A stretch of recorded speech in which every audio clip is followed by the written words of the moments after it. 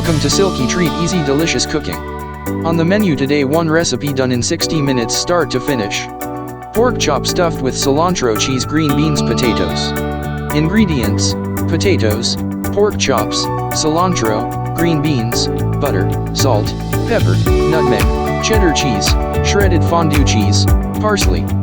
Food string to tie up the stuffed meat. Do not forget to remove upon serving. Preparation: slice the peeled and washed potatoes and boil in salted water for 20 minutes or when soft to a knife end. Clean the green beans and cook for 10 minutes in salted boiling water. Once cooked, drain the water, add a slice of butter, ground pepper, and parsley. Once cooked, drains the water from the potatoes, add parsley as decoration. Slice the pork chops in half, keeping one side uncut. Insert fresh cilantro, a small slice of vintage cheddar cheese, some shredded fondue cheese. Add salt, pepper, nutmeg to all the sides of the meat. Tie up with a food string to prevent all ingredients from escaping.